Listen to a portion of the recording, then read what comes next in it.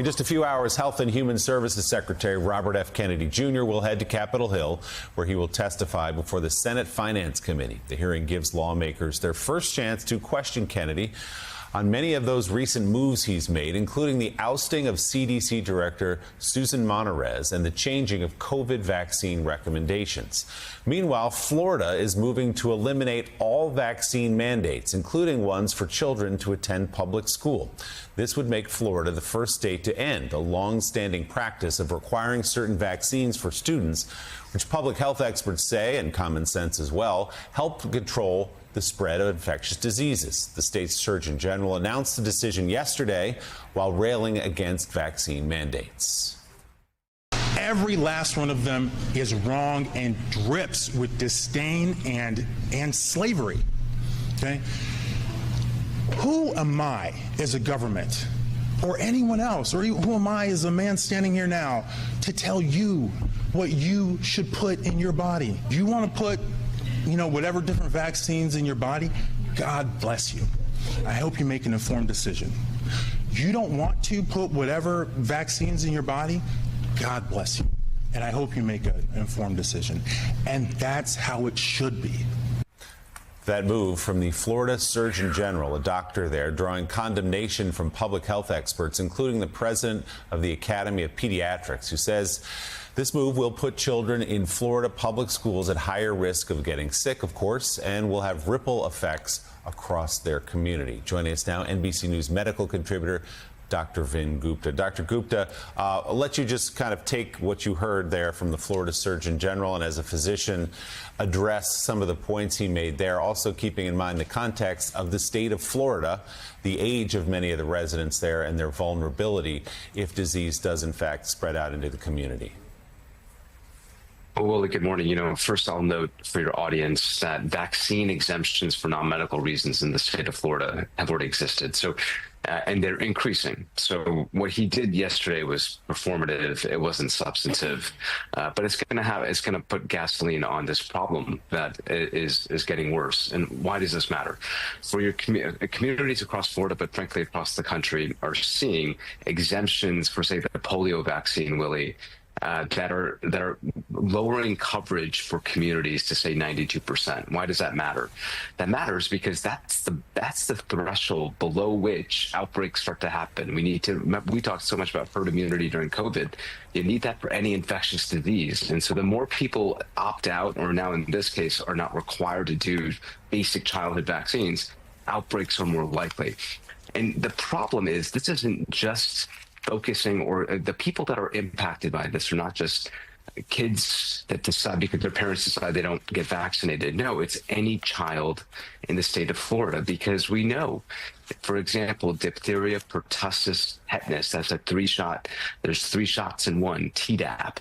We need 5 of those shots when we're younger to have a full series. And that last shot will leave between 4 and 6 years of age.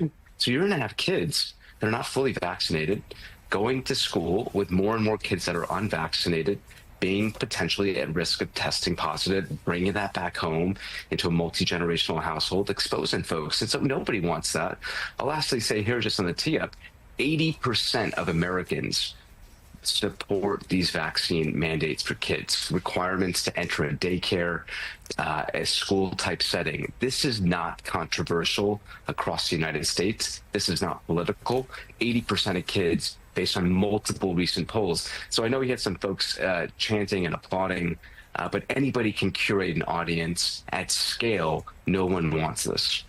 So, Dr. Gupta, when you listen to what we heard there from the Florida Surgeon General, and a lot of what we've heard from Bobby Kennedy Jr., just amplified now because of the position he finds himself in, all this skepticism about vaccines, now packing that panel at Health and Human Services with vaccine skeptics, can you just address, let's just take these basic vaccines that kids have been taking for generations to go to school.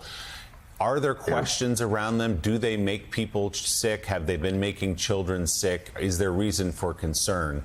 And if so, why hasn't that been addressed in the, 80 years since they've been around?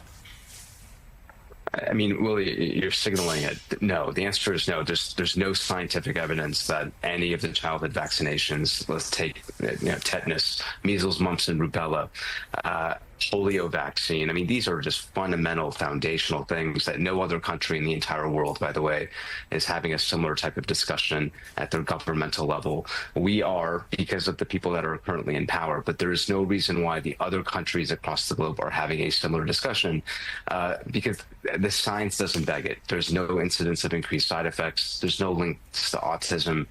This is one man with his agenda and the power to really enact his agenda. That's RFK Jr.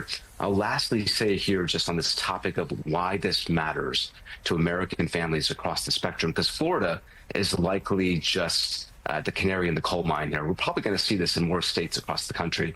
Just like we saw here on the West Coast, that they're banding together to create their own coalition to counter the CDC, we're going to see this likely happen in more places. For everybody out there, something that has happened since 2008, Willie, is that pediatric beds across the country have declined. 20% decrease in pediatric bed capacity in children's hospitals across the country. Why does that matter?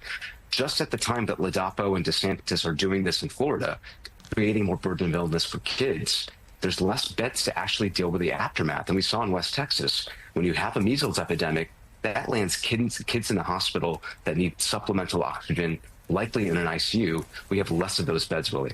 So the message from the top here is consistent. Dr. Mehmet Oz, who President Trump picked to serve as the administrator of the Centers for Medicare and Medicaid Services, was asked yesterday on Fox News whether there should be vaccine mandates. Here's what he said.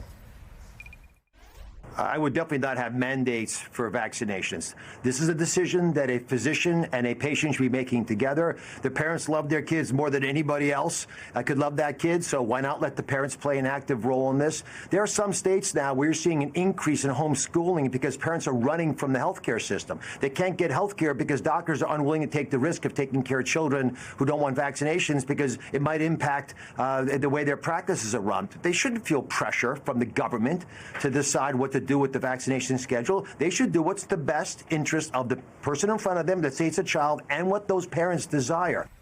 Dr. Gupta, your reaction to that?